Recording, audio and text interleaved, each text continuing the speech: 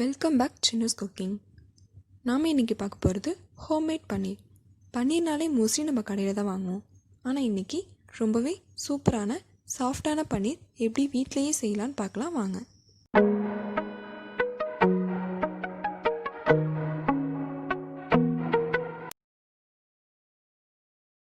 அதுக்கு ஒரு பாத்திரம் எடுத்துக்கோங்க. அதில் 1 லிட்டர் பால் ஊற்றி நல்லா காய்ச்சி எடுத்துக்கலாம். பன்னீர் செய்ய எப்போவுமே திக்கான மில்க் தான் இருக்கணும். நான் இன்றைக்கி தண்ணி ஊற்றாமல் திக்கான மில்க் தான் எடுத்திருக்கேன். அப்போ தான் பன்னீர் நல்லா வரும். நீங்கள் உங்கள்கிட்ட ஃபுல் ஃபேட் மில்க் இருந்தால் கூட நீங்கள் எடுத்துக்கலாம். இப்போ பால் நல்லா பொங்கி கொதி வந்துடுச்சு. ஸ்டவ் ஆஃப் பண்ணிடலாம். இப்போ 3 டேபிள் ஸ்பூன் லெமன் ஆட் பண்ணிவிட்டு ஸ்லோவாக மிக்ஸ் பண்ணி விட்டுக்கோங்க.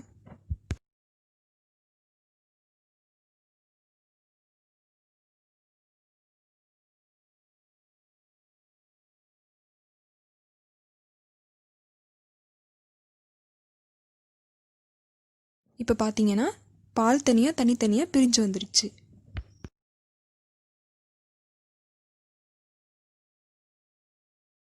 ஒரு காட்டன் கிளாத் எடுத்துக்கிட்டு அதில் வடிகட்டிக்கலாம்.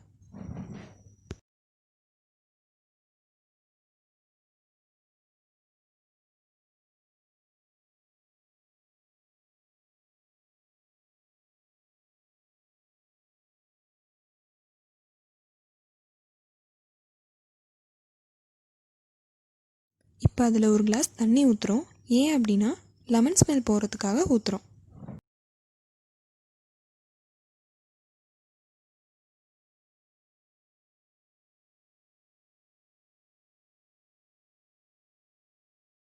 இந்த கிளாத்தை நல்லா ஸ்கொயர் ஷேப்பில் மடிச்சுக்கோங்க.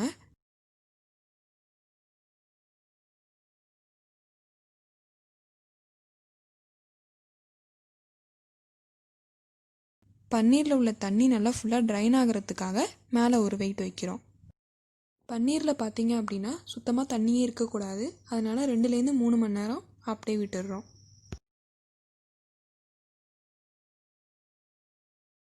இப்போ 2 மணி நேரம் ஆகிடுச்சு. இதை நம்ம திறந்து பார்க்கலாம்.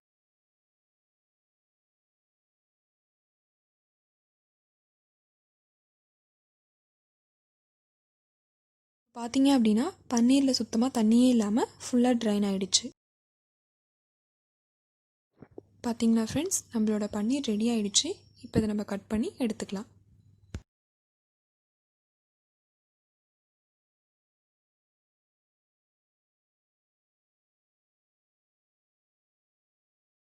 பாருங்கள் ஃப்ரெண்ட்ஸ், ரொம்பவே சாஃப்டாக இருக்குல்ல. நீங்களும் உங்கள் வீட்டில் இதை ட்ரை பண்ணி பாருங்கள்.